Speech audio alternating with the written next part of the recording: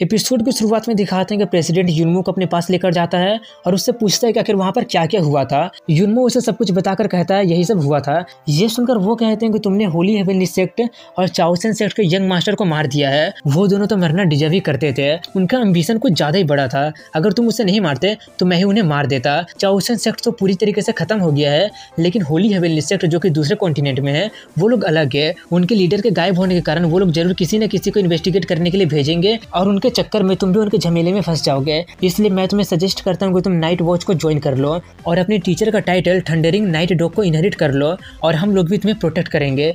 ये सुनकर जुनमू थोड़ा सा शॉक्ड हो जाता है और वो चिल्लाते हुए कहता है कि आप लोग उन्हें अकेले ही इतना खतरनाक मिशन के लिए कैसे भेज सकते थे। वो कहते हैं मैं मानता हूँ कि उस वक्त मेरा डिप्लॉयमेंट को लेकर थोड़ा सा गड़बड़ी थी, जिसके कारण हमने अपना एक एलिट लाइक नाइट डॉग को खो दिया। इसलिए मैं आशा करता हूँ कि तुम उनके टाइटल को इनहेरिट कर लो। आफ्टर ऑल तुम उसके सबसे वैल्यूड स्टूडेंट हो। वहीं पर जुनमू सोच रहा होता कि ये बंदा मुझे ज्वाइन करवाने के लिए मेरे टीचर का यूज करके मुझे फोर्स कर रहा है। इतना सोचकर वो कहता है इससे पहले आपको मेरा एक सवाल का जवाब देना पड़ेगा। वो पूछता है आखिर तुम पूछना क्या चाहते हो। जुनमू पूछता है क्या कोई दूसरा रास्ता है नुआ किंगडम में वापस लौटने के लिए। वो कहते हैं अगर तुम नाइट वॉच को ज्वाइन करके अपना काबिलियत साबित कर देते हो तो मैं तुम्हारे अकेले के लिए स्पेस क्रैक को दोबारा ओपन कर दूंगा। ये सुनकर जुनमू का दिमाग और ज्यादा खराब हो जाता है और वो बिना कुछ बोले वहां से चला जाता है। तभी वहां पर उसका असिस्टेंट आकर कहता है कि क्या आप मुझे ढूंढ रहे थे सर। प्रेसिडेंट एक लेटर लिखकर उसे देते हुए कहता है कि जाकर इसे होली हेवनली सेक्ट को दे दो और अपने मन में कहता है कि ली युनमू इसके लिए मुझे ब्लेम मत करना। इसके बाद लिंगियान को दिखाते हैं जो युनमू को मारते हुए चिल्ला रहा होता है कि ये सब क्यों हो रहा है बताओ मुझे। तुम तो काफी ज्यादा स्ट्रॉन्ग थे ना, लेकिन फिर भी तुम मेरे बहन को क्यों नहीं बचा पाए। हर वक्त तुम हमें बचा लेते थे, लेकिन इस वक्त तुम क्यों नहीं बचा पाए। झैंग कहता है लड़ना बंद करो, उस वक्त मैं भी वहीं पर था। अगर गुस्सा निकालना ही चाहते हो तो तुम मुझे भी मार सकते हो। वहीं पर वो बहुत ही रो रहा होता है। युनमू उससे कुछ बोलने जाता है, लेकिन लियू उसे रोकते हुए कहती है कि उसे ब्लेम मत करो, उसकी आंखों में गलती तुम्हारी ही है क्योंकि तुम्हें बचाने के कारण ये सब हो गया था।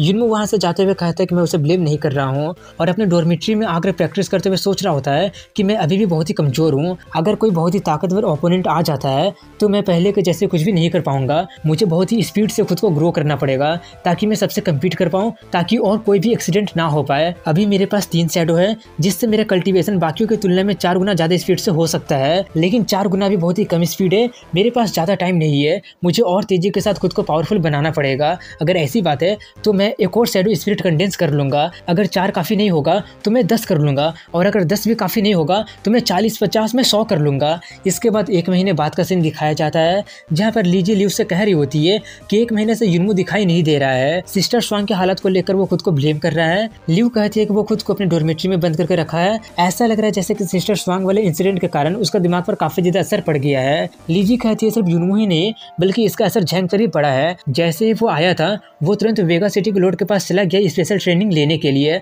अगर ऐसे ही चलता रहता युनमू छोड़ो, हम लोग झैंग को भी कैचअप नहीं कर पाएंगे। तभी वो ये देखकर काफी ज्यादा हैरानी से कहती है कि किसी ने डायमेंशनल बैटलफील्ड में बाई जीरो को चैलेंज किया है। आखिर वो कौन है जिसका इतना हिम्मत हो गया कि उसने मास्टर बाई को चैलेंज कर दिया। तभी वो लोग देखते हैं कि वो तो युनमू है। युनमू अब पहले से बहुत ही बदल गया होता है, बोलना बहुत ही कम कर दिया होता है और काफी ज्यादा सीरियस रहना शुरू कर दिया होता है। वहीं पर बैटलफील्ड में दिखाते हैं जहाँ पर बाई उससे कहता है तो तुम ही ली युनमू हो, तुम तो सच में काफी ज्यादा हिम्मत वाले निकले जो कि तुमने मुझे चैलेंज कर दिया। मैं मानता हूँ कि तुम न्यू जनरेशन में सबसे बेस्ट हो, लेकिन इसका ये मतलब नहीं कि तुम मेरे लेवल वाले को हरा सकते हो। युनमू कहता है मुझे पता है, मैं बस ये देखना चाहता हूँ कि 1 महीने का प्रैक्टिस करने के बाद मेरा लेवल कितना ऊपर गया है। ये सुनकर वो कहता है तुम तो सच में काफी ज्यादा एरोगेंट निकले, लगता है कि तुम्हें सबक सिखाना ही पड़ेगा। वहीं पर ये सब देखकर ऑडियंस कह रहे होते हैं कि ये ली युनमू पगला गया है क्या। बाई जुरू एक सुपर स्ट्रिंगर है। बैटल क्लास ऑफ स्ट्रिंगर 3 भागों में बटा हुआ है, सुपर स्ट्रिंगर, होली स्ट्रिंगर और सेंट स्ट्रिंगर। सुपर स्ट्रिंगर भी 3 लेवल में डिवाइडेड है, super stringer level, extra ordinary level और ट्रांसेंडेंट लेवल। और बाई अभी हाल ही में एक्स्ट्रा ऑर्डिनरी लेवल पर पहुंच गया होता है। उसे चैलेंज करता देखकर लीजी और लियू काफी ज्यादा शॉक्ड हो गए होते हैं। वहीं बैटलफील्ड में बाई उससे कहता है कि अब जबकि तुम मुझे चैलेंज करने के लिए इतना ज्यादा डिटरमाइंड हो ही, तो मैं तुम्हारे साथ पोलाइट नहीं होने वाला हूँ। ये बोलकर वो अपना बाई फैमिली का एक सीक्रेट टेक्निक चलता है। ये देखकर जुनमू कहता है कि बाई फैमिली का ये वाला लेजेंडरी टेक्निक इतना ज्यादा स्लो था। ये बोलकर वो काफी फास्ट स्पीड में उसके मुंह के सामने चला जाता है। उसे देखकर वो थोड़ा सा शॉक्ड हो जाता है और युनमू उसका मजाक उड़ा देता है। ये देखकर बाई जल्दी से उससे दूर होता है और सोचता है वो इतना करीब कैसे आ गया था, और उससे कहता है कि मैं सिर्फ ये देख रहा था कि तुम क्या कर सकते हो, ज्यादा एरोगेंट मत बनो, अब मैं तुम पर कोई भी दया नहीं दिखाऊंगा। युनमू उससे कहता है जल्दी करो और मेरा टाइम बर्बाद करना बंद करो। ये सुनकर बाई भड़क जाता है और उस पर अटैक करते हुए कहता है कि देखो यही मूव तुम्हारा नाइटमेयर बन जाएगा। ये बोलकर वो काफी पावरफुल किक से उससे मारता है, जिससे वहाँ की जमीन टूट जाती है और धुंध के कारण कुछ भी दिखाई नहीं दे रही होती है। और बाई को खुद पर काफी ज्यादा भरोसा होता है, इसलिए वो मुस्कुरा रहा होता है। लेकिन जब धुंध हटती है तो वो ये देखकर काफी ज्यादा शॉक्ड हो गया होता है कि युनमू अपने एक हाथ से ही उसके किक को बड़े आराम से रोक दिया होता है, और उससे कहता है क्या यही तुम्हारा पावर है। ये बोलकर वो उस पर अपना फ्लेम अटैक कर देता है और बिना उसके तरफ देखे वहां से चला जाता है, और वहीं पर बाई का पकौड़ा बन जाता है और वो हार जाता है। ये देखकर सभी ऑडियंस काफी ज्यादा शॉक्ड हो गए होते हैं और कहते हैं कि उसने सुपर स्टिंगर को ऐसे खत्म कर दिया जैसे कि वो कोई मच्छर हो। आखिर इस युनमू का स्ट्रेंथ क्या है। वहीं पर युनमू जाते हुए सोच रहा होता है कि मेरा सिर्फ स्पीड और डिफेंस ही नहीं बढ़ा है, बल्कि फ्लेम का टेम्परेचर भी काफी ज्यादा बढ़ गया है। फुक्सी पेड़ का फल सच में काफी ज्यादा अच्छा है, लेकिन उसने मेरा दिमाग काफी ज्यादा खराब कर दिया था।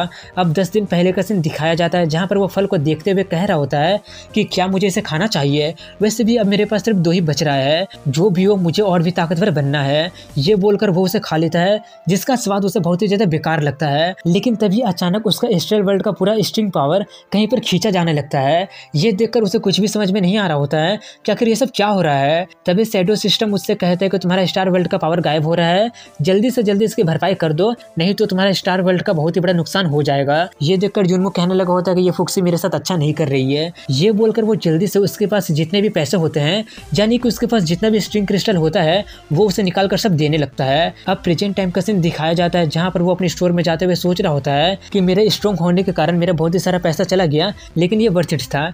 यही सोचते सोचते वो अपने स्टोर में चला जाता है, जहाँ पर जाकर वो अपनी बहन से कहता है कि जितना भी क्रिस्टल स्टोर में बचा हुआ है मुझे वो सब दे दो। वो देते हुए कहते कि तुम कुछ दिन पहले ही तो सब लेकर गए थे, लेकिन तुम्हें फिर से चाहिए। ये बोलकर वो उसे देकर कहती है अब मेरे पास इसके अलावा और कुछ भी नहीं बचा है, इसलिए वो उसे लेकर वहां से जाने लगता है। तभी झेंग उसे कॉल करके कहता है कि फाइनली तुम्हारा कॉल लगने लगा है। युनमू पूछता है मैंने तुम्हें जिस चीज के बारे में इन्वेस्टिगेट करने के लिए बोला था उसका कोई रिजल्ट मिला। वो कहता है कि वेगा सिटी के लोड को नहीं पता कि आखिर नोवा किंगडम में दोबारा कैसे जा सकते हैं, अगर वो जानते तो वो हमें कभी भी वर्ल्ड वार में पार्टिसिपेट करने ही नहीं देती, लेकिन वो पॉइजन सेंट से कॉन्टेक्ट कर पाई है। अगर हम लोग होली हेवनली सेट का पॉइजन हासिल कर लेते हैं तो पॉइजन सेंट हमारा हेल्प कर सकती है उसका एंटीडोट बनाने के लिए। वो पूछता है क्या पॉइजन सेंट। झैंग कहता है कि हाँ वो एक जीनियस है जो कि वॉर सेंट लेवल में एंटर कर सकती है, लेकिन वो अपने पॉइजन का यूज करके खुद को रोक के रखी हुई है। मुझे डर है कि सिर्फ वही है पूरे कॉन्टिनेंट में जो कि होली हेवनली सेट के पॉइजन को क्योर कर सकती है, लेकिन अगर तुम पॉइजन सेंट को बाहर आने के लिए इन्वाइट करना चाहते हो तो युनमू उसके बात को वहीं पर काटते हुए कहता है कि मुझे पता है कि इस वर्ल्ड में कुछ भी फ्री नहीं मिलता है, अगर सिस्टर स्वांग बचाई जा सकती है तो मैं इसे ट्राई करने के लिए तैयार हूँ। इसके बाद युनमू एक जगह पर जाकर बैठा होता है, तभी वहाँ पर सीनियर तैंग आ जाते हैं। उसे देखकर युनमू पूछता है मैं तुम्हारे लिए क्या कर सकता हूँ। वो बताता है कि वॉर गॉड टेम्पल में जाने के लिए न्यू कमर का सिलेक्शन और कंपटीशन शुरू हो गया है और हम लोग जीफेंग कोर्ट यार्ड से कुछ नए एलिट को सिलेक्शन के लिए भेजेंगे। ये सुनकर युनमू कहता है ये तो काफी अच्छी बात है। वो कहते हैं कि हमेशा की तरह उन्हें सिलेक्शन तक लीड करने के लिए एक टीम लीडर की जरूरत पड़ेगी और ओरिजिनली उनका टीम का लीडर टीचर ली वोवेन होने वाले थे। मैं आशा करता हूँ कि तुम उनके जगह पर यह काम पूरा कर सको। लेकिन तभी युनमू वहाँ से उठकर जाते हुए कहता है मुझे माफ कर देना, लेकिन बच्चों को देखभाल करने के लिए मेरे पास टाइम नहीं है। तभी वो कहते हैं कि ये स्टूडेंट आखिरी क्लास है जिसे टीचर लेकर आए थे, अगर तुम ये टास्क पूरा करते हो तो टीचर काफी ज्यादा खुश हो जाएंगे। ये सुनकर वो रुक जाता है और कुछ देर के बाद वहाँ से जाते हुए कहता है कि मुझे मीटिंग प्लेस भेज दो, मैं शायद जा सकता हूँ लेकिन ज्यादा उम्मीदें लगाकर मत बैठे रहना। उससे जाता देखकर तैंग कहता है कि मुझे विश्वास है कि तुम जरूर जाओगे।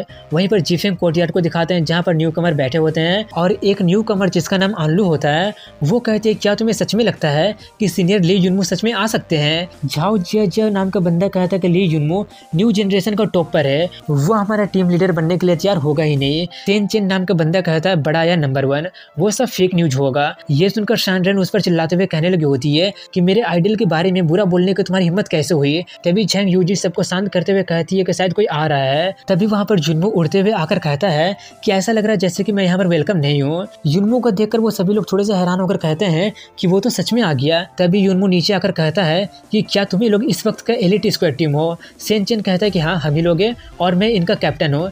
युनमो कहता है एलिट टीम और वो भी इतना कमजोर। जीफेंग कोडियार तो सच में दिनों दिन काफी ज्यादा बेकार होते जा रहा है। ये सुनकर सेंचेन भड़क जाता है और उस पर चिल्लाते हुए कहता है आखिर तुम दिखावा क्या कर रहे हो, क्या तुम फाइट करना चाहते हो। उसका दोस्त उसे शांत करने की कोशिश कर रहा होता है, लेकिन तभी युनमो कहता है क्या फाइट करना चाहते हो, ठीक है लगता है कि तुम्हें एक सबक सिखाना ही पड़ेगा। ये सुनकर वो फाइट करने के लिए तैयार होते हुए कहता है न्यू जनरेशन का नंबर 1, लगता है कि तुम्हें एक सबक सिखाना ही पड़ेगा।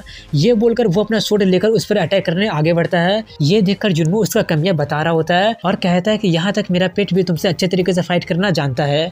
ये बोलकर वो अपने कौवे को भेज देता है जो कि जाकर उसके स्वॉर्ड को आराम से रोक देता है। ये देखकर वो थोड़ा सा हैरान हो जाता है। वहीं पर जुन्मो कहता है देखा जैसा कि मैंने कहा था मेरा पेट भी तुम्हारे स्वॉर्ड को रोक सकता है। ये सब देखकर सेन का दिमाग और ज्यादा खराब हो जाता है और वो काफी ज्यादा भड़क जाता है और यहीं पर एंड हो जाती है।